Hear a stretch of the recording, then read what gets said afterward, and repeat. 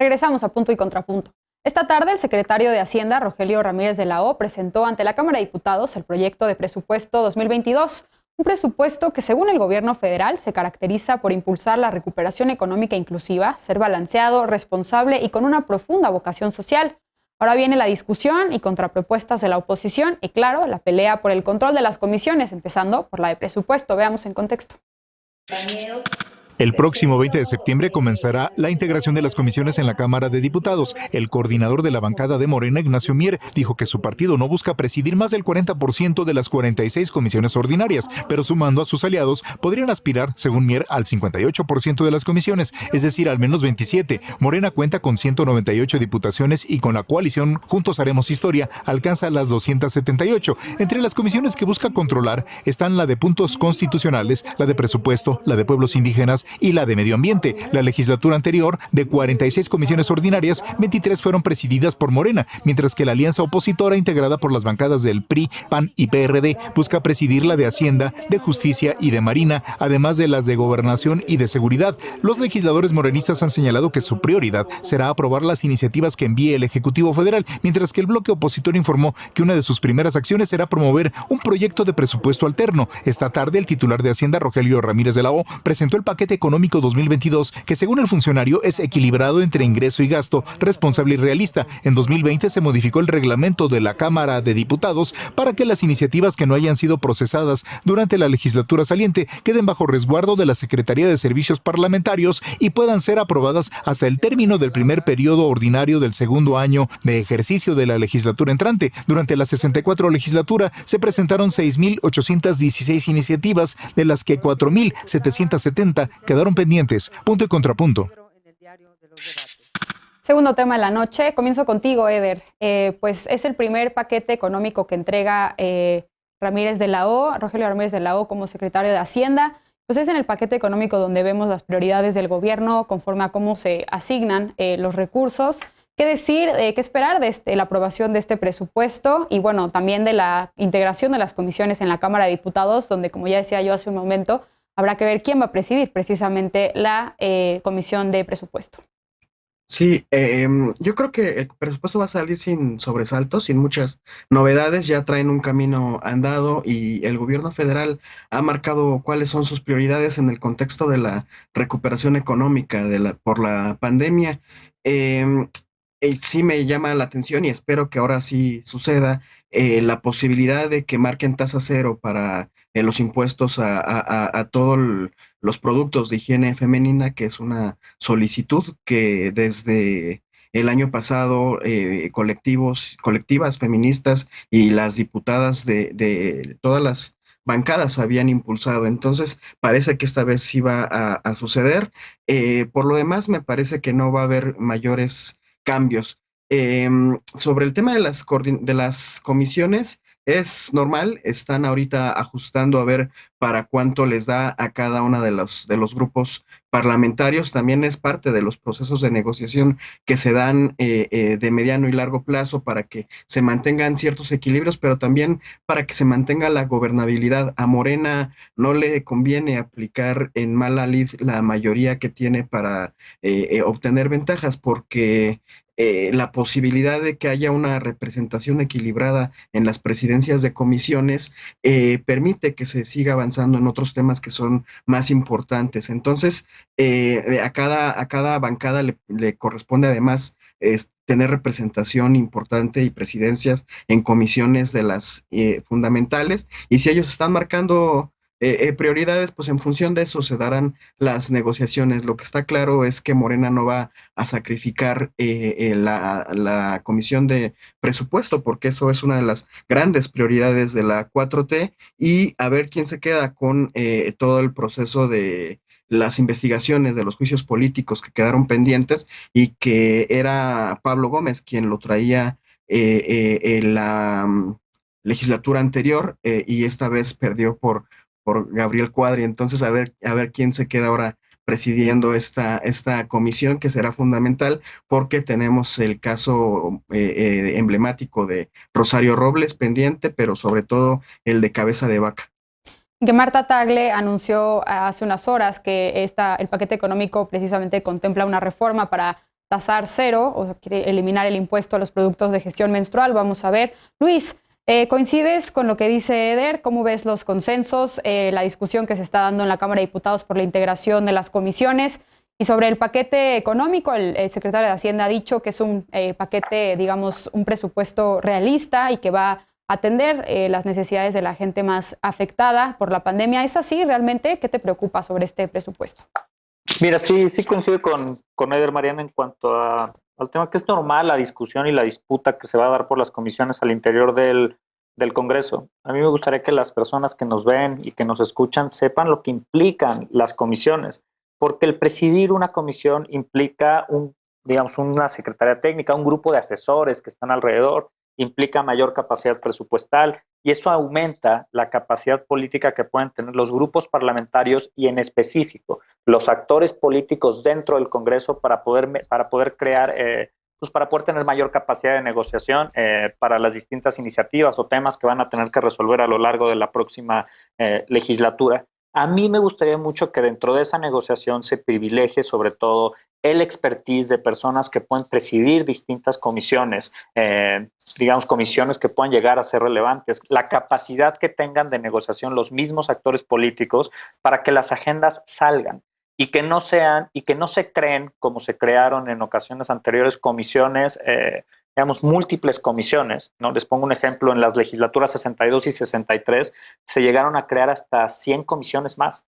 Estaban operando el Congreso como con 180 comisiones y eso implica más presupuesto en nuestro del erario público para garantizar que estas funcionen. Creo que tenemos que apostar sobre todo a la eficiencia legislativa que puedan significar estas comisiones para que los temas urgentes del país salgan y no se atoren o no se queden en la congeladora o no se manden a comisiones que nunca sesionan y que nunca funcionan.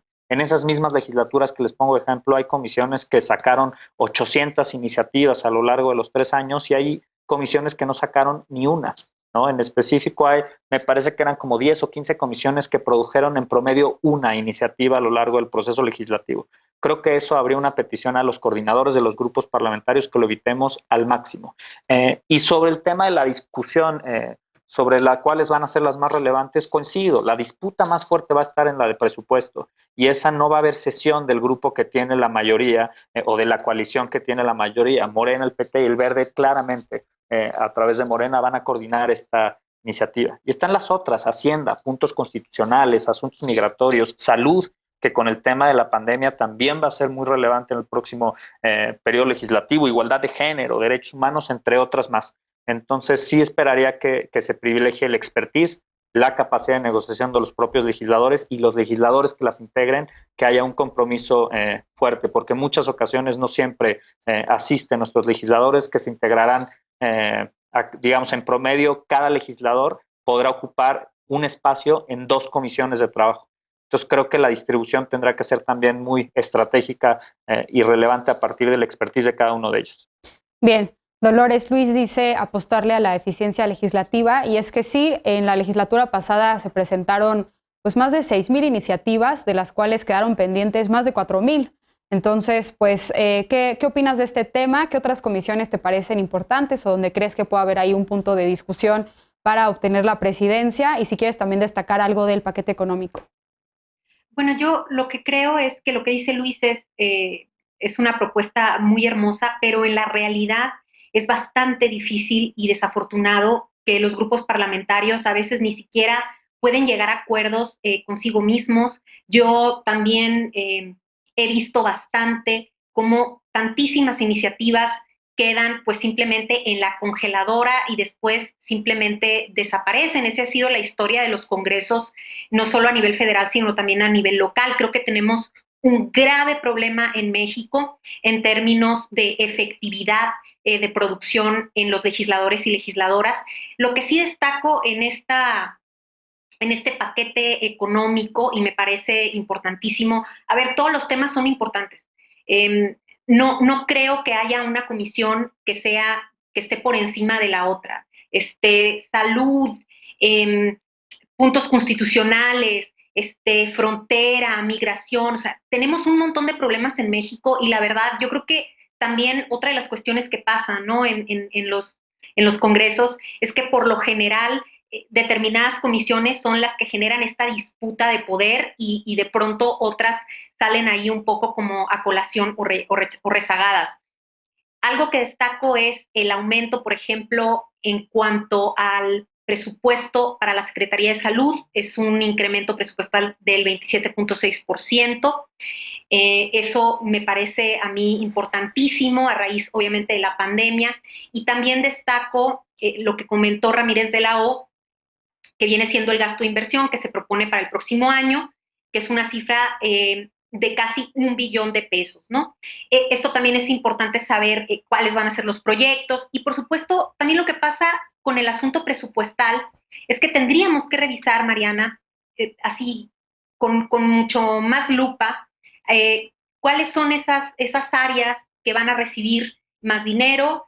Aquí destacan, pues en prensa destacamos siempre las principales que van a ser salud pública, etcétera, pero veamos también a profundidad el proyecto presupuestal, creo que es importante, por ejemplo, cuánto va a llegar a los estados, etcétera, ¿no? Es decir, qué trabajo de cabildeo también están haciendo los diputados federales.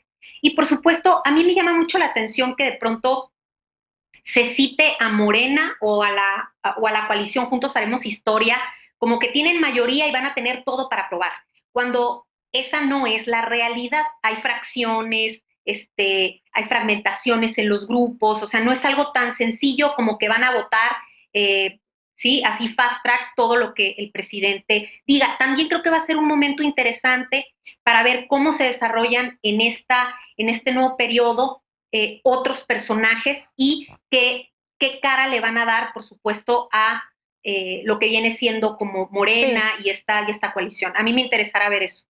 Lisa, ¿coincides con Dolores? La mayoría que tiene Morena en la Cámara de Diputados y bueno, con sus aliados después no va a ser utilizada o no crees que sea utilizada para aprobar iniciativas fast track. ¿Qué decir de la configuración de las comisiones, del paquete económico? El secretario de Hacienda también dijo que no va a haber más impuestos. ¿Qué decir de la política fiscal tan necesaria?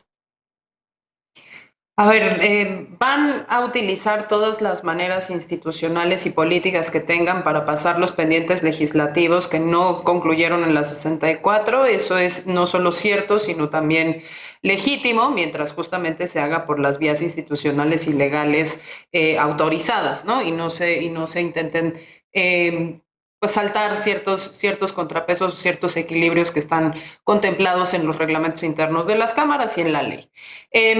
Yo lo que quiero es seguir un poquito la conversación sobre la importancia de quién preside las comisiones, porque me parece que no solo son los temas que caben dentro de esas comisiones. Por ejemplo, Luis mencionaba salud y la respuesta a la pandemia, pero también pues es salud, por ejemplo, y cannabis, o es salud y los temas de higiene menstrual y quién los cabildea y cómo los cabildea y quién los defiende cuando llegan a la hora de las votaciones, y como eso muchos otros proyectos. Ahí seguramente también cabría una iniciativa federal de legalización del aborto, por ejemplo, de despenalización del aborto. Entonces sí me parece que es muy importante hacerlo.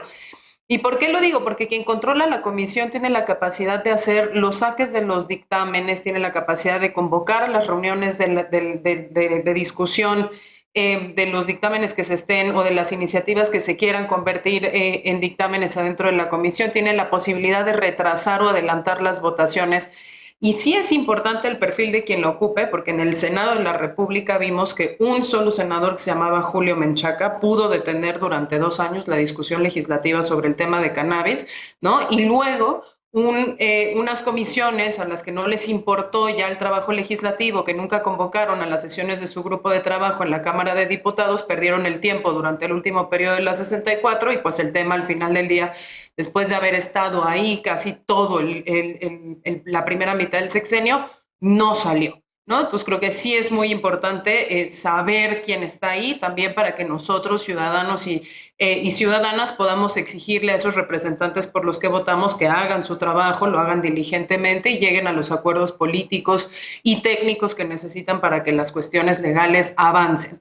Ahora, sobre los temas que se ponen sobre la mesa a partir del día de hoy, pues es el paquete económico, pero entra ahí también el tema de la miscelánea fiscal. Hubo acuerdos sobre temas de fracciones arancelarias o costos arancelarios, hay todo este tema de saber realmente cómo se va a gastar.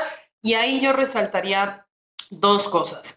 Uno, hay que observar muy de cerca la miscelánea fiscal, porque el año pasado, durante su discusión, pues fue un espacio de muchísimo riesgo para las organizaciones de la sociedad civil, porque por malas interpretaciones de cómo se pueden regular los recursos de las OSCs, que están sumamente fiscalizados por la Secretaría de Hacienda en muchísimos niveles, ¿no? Les puedo contar yo por lo menos 10 distintos informes que tenemos que hacer.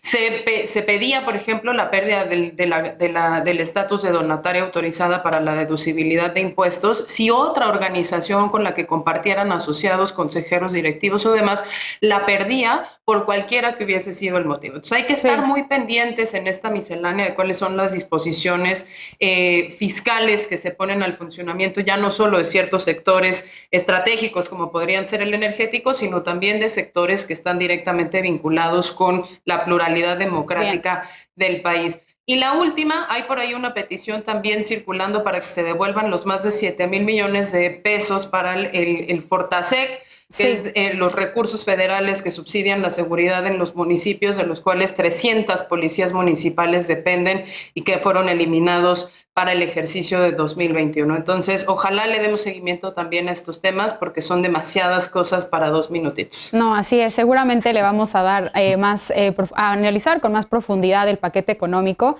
Les quería dar réplica, pero ya se nos fue el tiempo del bloque, así que tenemos que hacer una pausa. En El Salvador, el presidente millennial Nayib Bukele quiere robarle una línea a la historia, no por buscar reelegirse o por tener control absoluto sobre el poder legislativo y el judicial, que ya tiene, sino por ser el primero en aceptar el uso del Bitcoin como moneda de uso. Volvemos con este tema, punto y contrapunto, no te vayas.